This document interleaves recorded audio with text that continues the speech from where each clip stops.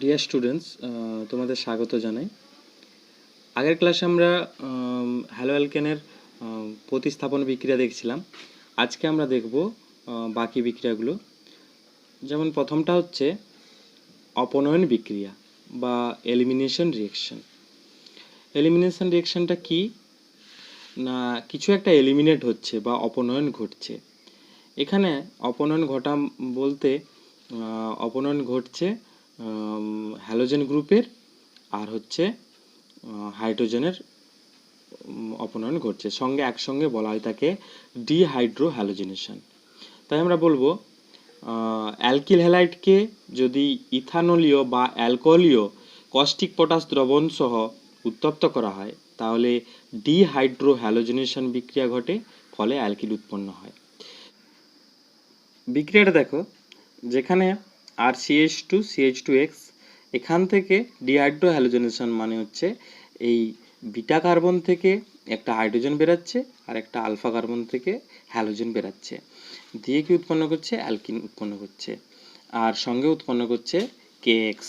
এই যে potassium hydroxide ব্যবহার করা হয়েছিল, এই পটাশিয়ামটা কি হবে? হ্যালোজেনটাকে ধরে নেবে KX, আর সঙ্গে জল উৎপন্ন হচ্ছে। এবার ঘটনাটা হচ্ছে এই বিক্রিয়াটাকে বলা হয়ে থাকে বিটা এলিমিনেশন রিঅ্যাকশন।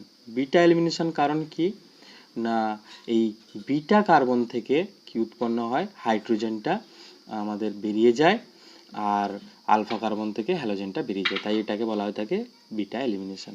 তোমাদের 11-এ হয়তো পড়েছো আলফা বিটা কার্বন কোনগুলো, আর তবু আরেকবার বলি। যে কার্বনের সঙ্গে আমাদের কার্যকরী গ্রুপ বা ফাংশনাল গ্রুপ যুক্ত থাকে সেটাকে আমরা বলে থাকি আলফা কার্বন, আর তার পাশের কার্বনগুলোকে পরপর আমরা ক্রমানুসারে বিটা, তারপরে আরও যদি থাকে গামা, ডেল্টা, এরকম করে চলতে থাকে। তাহলে আলফা থেকে হ্যালোজেন বেরাচ্ছে আর বিটা থেকে বেরাবে হাইড্রোজেন, তাই এটা ডিহাইড্রো হ্যালোজেনেশন বিক্রিয়া, আর অ্যালকিন উৎপন্ন হয়। এবার তোমরা জানো যে অ্যালকিন হতে গেলে কমসে কম দুটো কার্বন লাগে, কারণ ডবল বন্ড না থাকলে অ্যালকিন আমরা বলি না। তাই এই অপনয়ন বিক্রিয়াতে এমন যৌগটি অংশগ্রহণ করবে যেখানে কমসে কম দুটো কার্বন থাকতে হয় বা তার বেশি থাকে, বা তার বেশিও থাকলে কোনো অসুবিধা নেই। উদাহরণ দেখি তাহলে স্পষ্ট হয়ে যাবে। ধরো একটা উদাহরণ, CH3CH2Br, এটা হচ্ছে কি ব্রোমোপ্রোপেন। এই ব্রোমোপ্রোপেনকে যদি ইথানলীয় KOH সহযোগে তাপ দেওয়া হয় তাহলে উৎপন্ন হবে কি? প্রোপিন। কি করে? এখান থেকে হাইড্রোজেনটা বেরাচ্ছে একটা, আর এখান থেকে Br বেরাচ্ছে, সঙ্গে সঙ্গে এখানে ডবল বন্ড পড়ে যাচ্ছে, দেখো প্রোপিন, সঙ্গে KBr উৎপন্ন হচ্ছে আর হচ্ছে জল। আরেকটা উদাহরণ দেখে নিই। দেখো CH3CH2I, এটা হচ্ছে কি আয়োডো ইথেন, বা এটাকে আমরা বলে থাকি ইথাইল আয়োডাইড। একে যদি আমরা ইথানলীয় KOH তাপ দিয়ে থাকি তাহলে কি উৎপন্ন হবে? ইথিলিন উৎপন্ন হবে। এখান থেকে হাইড্রোজেন বেরাচ্ছে, এখান থেকে আইটা বেরাচ্ছে, ডবল বন্ডটা পড়ে যাচ্ছে, এটা ইথিন বা ইথিলিন আমরা বলবো। এবারে যেটা হচ্ছে যে বিক্রিয়ার কলা কৌশল কীভাবে হয়ে থাকে। সাধারণত অপনয়ন বিক্রিয়াকে অনেক রকমভাবে ভাগ করা যায়, যেমন হচ্ছে E2, E1, E1CB, হ্যাঁ, elimination 2, elimination 1, elimination 1 conjugate base, এভাবে ভাগ করা যায়। তোমাদের সিলেবাসে এতটা কিছু নেই, আর তোমাদের সিলেবাসে যে সমস্ত রাসায়নিক অপনয়ন বিক্রিয়াগুলো আছে সেগুলো সাধারণত E2-র মাধ্যমে আমরা ব্যাখ্যা করতে পারি। E2টা আর কিছুই নয়, SN2-র মতোই একটা ধাপে বিক্রিয়াটা ঘটে, আর বিক্রিয়ার হার সাবস্ট্রেট এবং হচ্ছে আমাদের যে বেসটা ব্যবহার করা হচ্ছে সেই বেসটার উপরেও নির্ভর করে থাকে, তাই এটা E2 বলা হয়ে থাকে। একটা ধাপে বিক্রিয়াটা ঘটে। তো এটাকে কলাকৌশলটাকে আমরা বিটা অপনয়ন কলাকৌশল বা বিটা এলিমিনেশন কলাকৌশলও বলে থাকি। আর মেকানিজমটা হচ্ছে যেটা হচ্ছে মেন মেকানিজমটা, সেটা হচ্ছে E2। কীভাবে হচ্ছে E2 দেখো, এখানে আমরা স্ট্রাকচারটাকে যদি এই উদাহরণটাকে যদি ধরে নিয়েছি CH3CH2CH2H ড্যাশ স্ট্রাকচারে ভেঙে নিয়েছি। এখানে কি ঘটনাটা ঘটে না, যে বেসটা আমরা ব্যবহার করছি এখানে KOH, সেই OH মাইনাসটা কী করে না বিটা কার্বনে উপস্থিত যে হাইড্রোজেন তাকে ক্যাপচার করে, দিয়ে তার জল হিসেবে বেরিয়ে যাচ্ছে, এই যে জলের অণু। তাহলে হাইড্রোজেনটাকে ক্যাপচার করে দেওয়ার সঙ্গে সঙ্গে কি হচ্ছে না, এখান থেকে আম, যে যে বিআরটা, এই আলফা কার্বনের যে বিআর পরমাণুটা সে বেরিয়ে যাচ্ছে, আর বেরিয়ে যাওয়ার সঙ্গে সঙ্গে সি ডবল বন্ড সি একটা বন্ধন তৈরি হচ্ছে নিজেদের মধ্যে। দেখো দিয়ে কি উৎপন্ন করতে পারছে না, অ্যালকিন উৎপন্ন করতে পারছে। এই উদাহরণটার ক্ষেত্রে প্রোপিন উৎপন্ন হয়েছিল। তাহলে এই যে ধাপটা, বিক্রিয়াটা একটি ধাপে ঘটে, তাই এটা হচ্ছে E2 এলিমিনেশন বিক্রিয়া, বা এর যে পদ্ধতিটা সেটাকে বলা হচ্ছে বিটা অপনয়ন পদ্ধতি। কারণ হচ্ছে বিটা কার্বনে যে হাইড্রোজেনটা সেটা রিমুভ হচ্ছে বলে। আচ্ছা, তো এবারে আসি খুবই ইম্পর্টেন্ট জিনিস। আচ্ছা, যদি অ্যালকিল হ্যালাইডটা এই প্রাইমারি না হয়ে যদি সেকেন্ডারি বা টারশিয়ারি হয়, তাহলে সেক্ষেত্রে কি হবে না, সেক্ষেত্রে কেস বলতে সেক্ষেত্রে দু প্রকার অ্যালকিন উৎপন্ন হওয়ার সম্ভাবনা থাকে। এক প্রকার অ্যালকিন, আমি উদাহরণ দেখাই। দেখো একটা যদি উদাহরণ দিই, যে 2-ব্রোমো-বিউটেন, উদাহরণ দেখো CH3CH2 CHBr CH3, এটা হচ্ছে 2-ব্রোমো-বিউটেন। এবারে এখান থেকে যদি আমরা বিটা এলিমিনেশন করতে চাই, তাহলে এটা যদি আলফা কার্বন হয়ে থাকে, তাহলে তুমি দেখো এটা একটা বিটা কার্বন, এটা একটা বিটা কার্বন, তাহলে এখানে দুটো কার্বন বিটা কার্বন রয়েছে। আর বিটা কার্বন, দুটো বিটা কার্বন যে কোনো একটা থেকে আমাদের হাইড্রোজেন বেরাতে পারে অবশ্যইভাবে। তাহলে এটা থেকে বেরাতে পারে আর এটা থেকে বেরাতে পারে। তাহলে এটা থেকে বেরালে একটা যৌগ উৎপন্ন হয়, আর এটা থেকে বেরালে আরেকটা যৌগ উৎপন্ন হবে। যদি প্রথমে আমি যদি তোমাদেরকে বলি যে এই যদি এই কার্বন থেকে যদি হাইড্রোজেনটা বেরিয়ে থাকে, তাহলে ডবল বন্ডটা এখানে পড়বে, দেখো উৎপন্ন হবে বিউট টুইন, ঠিক আছে, বা 2-বিউটিন। কিন্তু যদি এখান থেকে বেরায়, তাহলে উৎপন্ন হবে সঙ্গে এখানে ডবল বন্ড হবে বিউট 1-ইন বা 1-বিউটিন। এবার ঘটনাটা হচ্ছে, তাহলে দুটো প্রোডাক্ট উৎপন্ন হলো, তাহলে দুটো কি সমান উৎপন্ন হয় না কোনটা কম বেশি উৎপন্ন হয়? না, পরীক্ষা করে দেখা গেছে যে এই বিক্রিয়াটার ক্ষেত্রে উৎপন্ন হবে এই যে 2-বিউটিনটা বা এই বিটা কার্বনটা থেকে যে এলিমিনেশন বিক্রিয়াটা, সেইটা থেকে উৎপন্ন যৌগটা বেশি উৎপন্ন হচ্ছে বা মুখ্য। দেখতে পাচ্ছ এই উদাহরণটার ক্ষেত্রে এই বিউট 2-ইনটা উৎপন্ন হচ্ছে 81%, আর বিউট 1-ইনটা উৎপন্ন হচ্ছে 19%। তাহলে আমরা কিভাবে ডিটারমাইন করব বা কিভাবে আমরা এই কিভাবে বলবো যে কোন যৌগটা মুখ্য হবে কোন যৌগটা গৌণ? তার জন্য আমাদের একটা নতুন রুল পড়তে হবে, সেটা হচ্ছে সেটজেপ রুল বা সেটজেপ নীতি আমাদের বলে থাকে। সেটজেপ নীতি কি বলছি? অ্যালকিল হ্যালাইডের ডিহাইড্রোহ্যালোজেনেশনের ফলে অধিক প্রতিস্থাপিত অ্যালকিন, অর্থাৎ দ্বিবন্ধন কার্বন দ্বারা যুক্ত কার্বন পরমাণুটির সঙ্গে অধিক সংখ্যক অ্যালকিন গ্রুপ যুক্ত আছে, এমন অ্যালকিনটি মুখ্য বিক্রিয়াজাত পদার্থ হিসাবে উৎপন্ন হয়। কি বলা হচ্ছে না, বলা হচ্ছে সেইখান থেকে হাইড্রোজেনটা আগে রিমুভ হবে বা সেই যৌগটা বেশি পরিমাণ উৎপন্ন হবে যার সঙ্গে বেশি পরিমাণ অ্যালকিল গ্রুপ যুক্ত আছে। আচ্ছা, তোমরা নিজেরাই বলো, এটাও তো বিটা কার্বন, এটাও বিটা কার্বন, এর মধ্যে এটা ক ডিগ্রি, এটা 1 ডিগ্রি, এটা ক ডিগ্রি? এটা তুমি দেখো CH3 গ্রুপ আছে, এটা CH3 গ্রুপ মানে এর সঙ্গে একটা মাত্র কার্বন যুক্ত আছে, তাই এটাকে আমরা বলে থাকি মিথাইল গ্রুপ। মিথাইল গ্রুপ, বা আমরা এটাকে 1 ডিগ্রিও বলে থাকতে পারি। কিন্তু এই বিটা কার্বনটা দেখো, এই বিটা কার্বনটার ক্ষেত্রে একটা কার্বন এখানে যুক্ত আছে, একটা কার্বন এখানে যুক্ত আছে, আর মাত্র দুটো হাইড্রোজেন যুক্ত আছে, তাই এটাকে আমরা বলবো 2 ডিগ্রি কার্বন। তাই বলা হচ্ছে 2 ডিগ্রি কার্বন মানে বেশি প্রতিস্থাপিত, তাই সেটজেপ নীতি বলছে বেশি প্রতিস্থাপিত যে কার্বনটা থাকবে ওখান থেকে হাইড্রোজেনটা আগে রিমুভ হবে আর অ্যালকিনটা সেখানের সঙ্গে উৎপন্ন হবে। তাই এই যৌগের উদাহরণের ক্ষেত্রে আমরা দেখলাম এইখানে ডবল বন্ডটা উৎপন্ন হয়েছে, এটা যৌগটা 81% উৎপন্ন হচ্ছে। বোঝা গেল সেটজেপ নীতি? অ্যালকিল হ্যালাইডের ডিহাইড্রোহ্যালোজেনেশনের ফলে অধিক প্রতিস্থাপিত অ্যালকিন, অর্থাৎ দ্বিবন্ধন দ্বারা যুক্ত কার্বন পরমাণুর সঙ্গে অধিক সংখ্যক অ্যালকিল গ্রুপ যুক্ত আছে, এমন অ্যালকিনটি মুখ্য বিক্রিয়াজাত পদার্থ হিসাবে উৎপন্ন হবে। ঠিক আছে? এরপরে আরেকটা নিয়ম রয়েছে, এর আরেকটা বিপরীত নিয়ম। সেক্ষেত্রে এই যে কম প্রতিস্থাপিতটা মুখ্য যৌগ হিসাবে উৎপন্ন হয়, তারপরে হচ্ছে বেশি প্রতিস্থাপিতটা গৌণ হিসাবে উৎপন্ন হয়। সেই নিয়মটাকে বলা হয় আমাদের হফম্যান নিয়ম। তো সেটা আমি তোমাদেরকে দেখাচ্ছি। এই হফম্যান অপনয়ন বিক্রিয়াটা এটা স্পেশাল কেস, কিছুই নয়। স্পেশাল কেস বলতে এখানে লিভিং গ্রুপের উপর জোর দেওয়া হয়। লিভিং গ্রুপ যদি খুবই স্ট্রং হয়ে থাকে, মানে হচ্ছে যে সমস্ত লিভিং গ্রুপ খুব সহজে বেরিয়ে যেতে পারে না যৌগ থেকে বা সাবস্ট্রেট থেকে, সেসবের ক্ষেত্রে হফম্যান অপনয়ন বিক্রিয়াটা ঘটে বা হফম্যান নীতিটা মেনে চলে। ওখানে শেটজেভ ছিল, এখানে হফম্যান। তো এই লিভিং গ্রুপ কোনগুলো?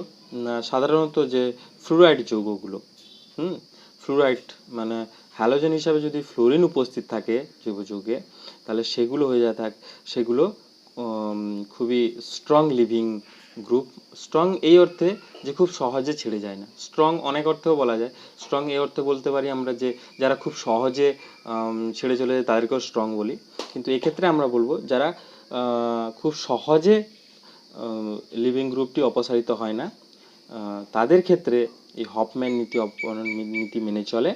আর হচ্ছে কম প্রতিস্থাপিত যে সমস্ত অ্যালকিন সেগুলো মুখ্য যৌগ হিসাবে উৎপন্ন হয়ে থাকে।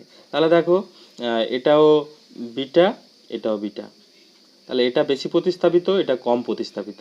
তাহলে হফম্যানের ক্ষেত্রে এইখানে যে অ্যালকিনটা উৎপন্ন হবে, মানে হচ্ছে এই CH3CH2CH ডবল বন্ড CH2, সেই বিউট 1 সেটা হবে মুখ্য, আর এটা হবে গৌণ।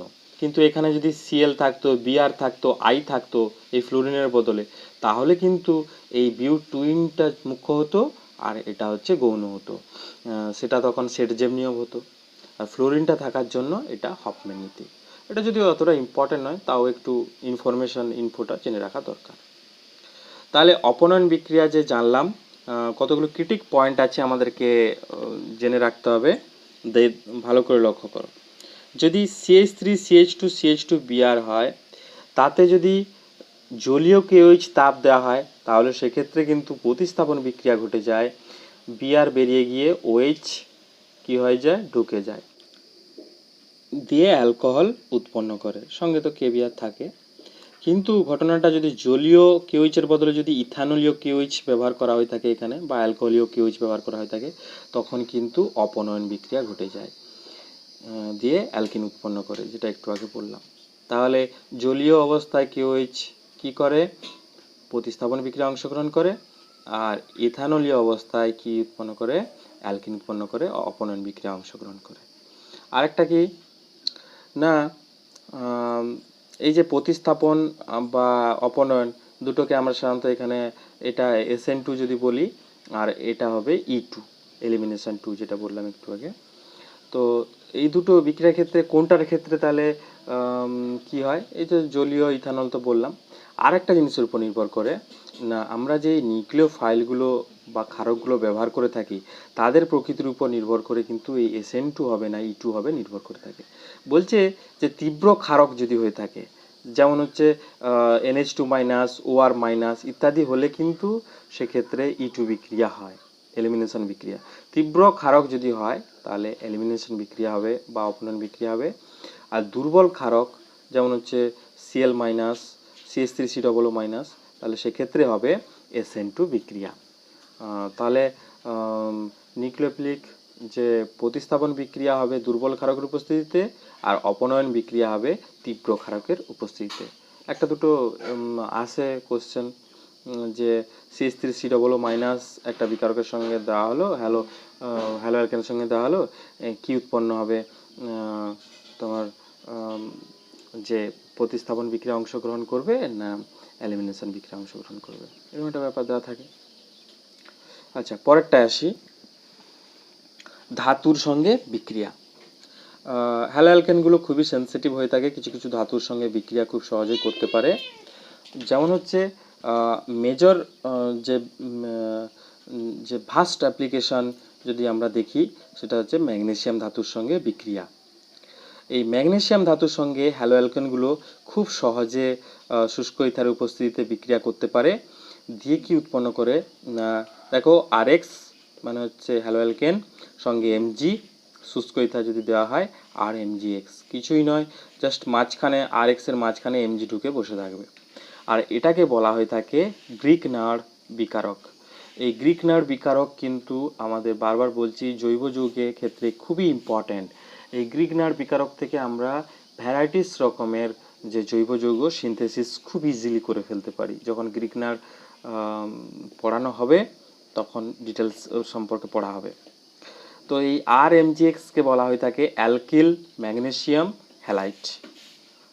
উদাহরণ দেখালে বুঝতে পারবে। তাহলে এই গ্রিক নাড় বিকারক হচ্ছে অ্যালকিল ম্যাগনেসিয়াম হ্যালাইট, আরএক্স থাকবে, সঙ্গে মাঝখানে এমজিটা ঢুকে যাবে। উদাহরণ দেখো, CH3I মিথাইল আয়োডাইড বা আয়োডোমিথেন, তার সঙ্গে যদি ম্যাগনেসিয়ামের বিক্রিয়া ঘটানো হয় তাহলে দেখতে পাবে শুষ্ক ইথারের উপস্থিতিতে CH3MgI হয়ে যাবে, আর সেটাকে বলা হচ্ছে মিথাইল ম্যাগনেসিয়াম আয়োডাইড।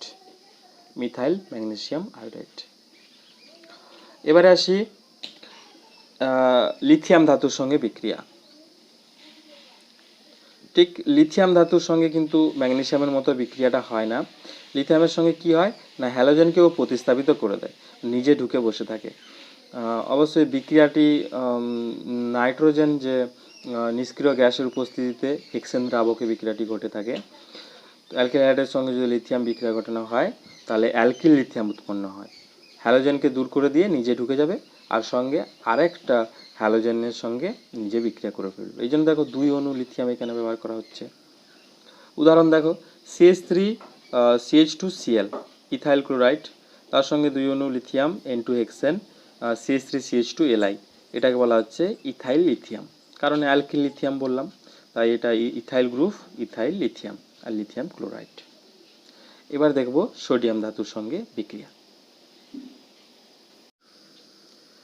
সোডিয়াম ধাতুর সঙ্গে হ্যালো অ্যালকেনের বিক্রিয়া না, এই বিক্রিয়াটাকে একটা নাম রয়েছে, নাম বিক্রিয়া, ভার্জ বিক্রিয়া বলা হয়ে থাকে, বা ইংরেজি স্পেলিংটা যদি দেখো WURTZ রিঅ্যাকশন, এটাকে উর্চ বলে থাকি, কিন্তু বাংলাতে আমরা যদি ট্রান্সলেট করে থাকি ওটাকে ভার্জ বলে থাকে।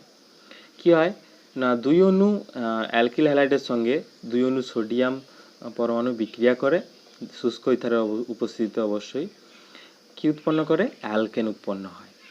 তাহলে হ্যালো অ্যালকেন থেকে আমাদের অ্যালকেন উৎপন্ন করার বিক্রিয়া হচ্ছে সোডিয়ামের সঙ্গে বিক্রিয়া, এবং বিক্রিয়ার নাম হচ্ছে ভার্জ বিক্রিয়া।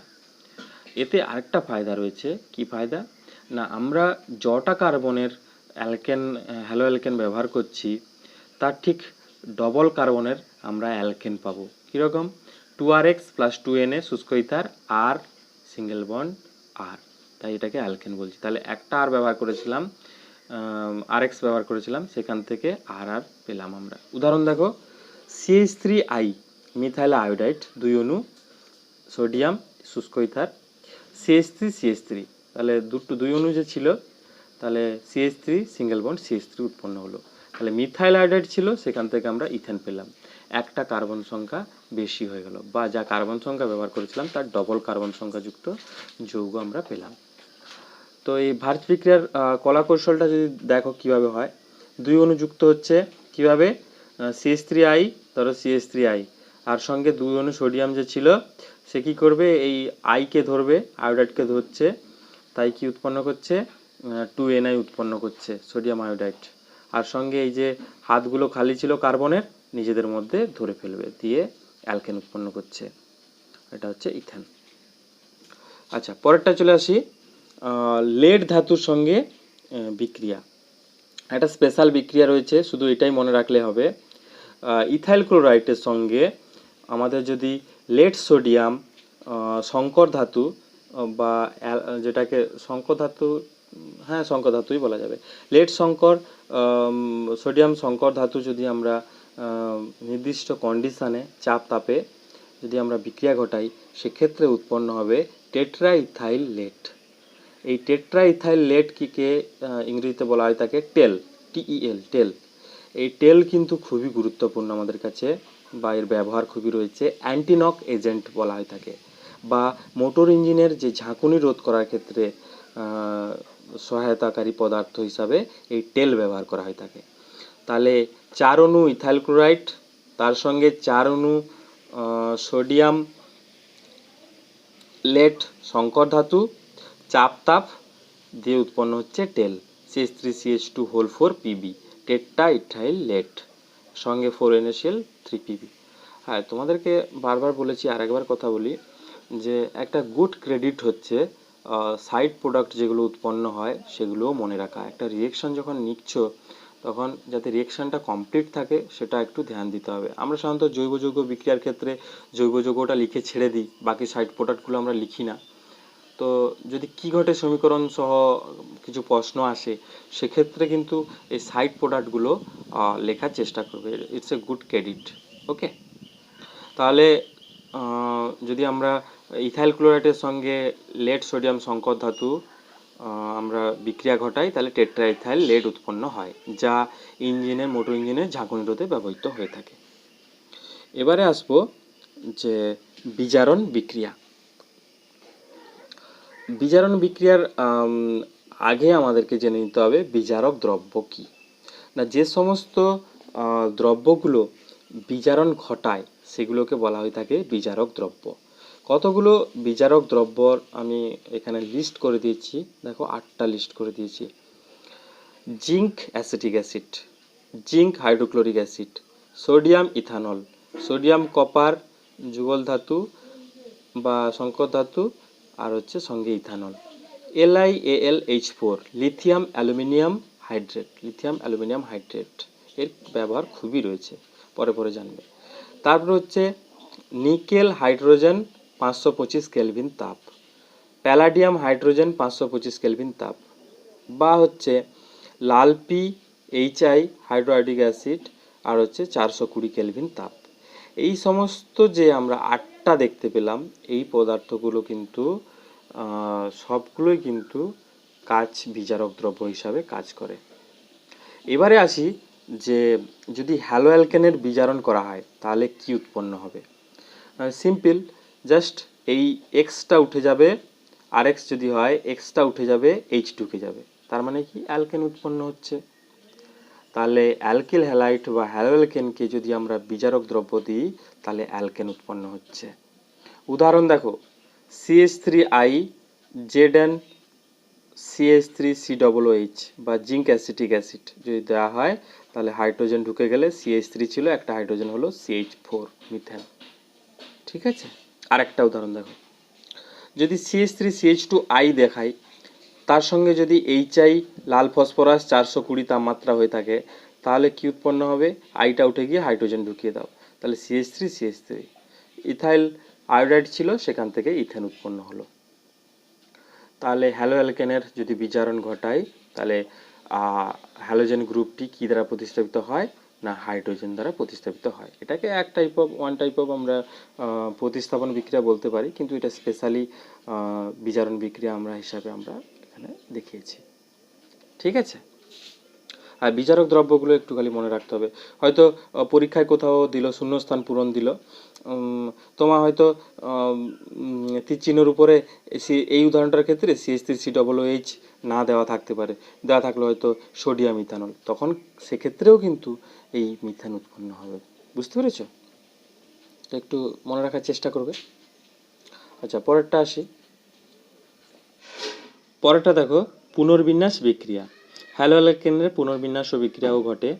তো এটা বিকারকটা হচ্ছে স্পেসিফিক খুবই, অ্যালুমিনিয়াম ক্লোরাইড যদি ব্যবহার করা হয় থাকে অবশ্যই 300 ডিগ্রি সেন্টিগ্রেড বা 573 কেলভিন তাপমাত্রাতে কি হয়ে যায়, না রিঅ্যারেঞ্জমেন্ট হয়ে যায় বা পুনর্বিন্যাস হয়ে যায়। কি না, উদাহরণ দেখলেই বুঝতে পারবে। 1 ক্লোরোপ্রোপেন যদি হয়ে থাকে, ক্লোরোপ্রোপেন, তাহলে কি এখানে সিএল পরমাণুটা এইখানে আছে, কিন্তু যদি একে তাপ সহযোগে অ্যালুমিনিয়াম ক্লোরাইডের সঙ্গে বিক্রিয়া ঘটানো হয় তাহলে সেক্ষেত্রে দেখতে পাবে যে এই এখানে ছিল, এখানে চলে আসবে শেল পরমাণুটা, তাই এটা উৎপন্ন করবে 2 ক্লোরোপ্রোপেন।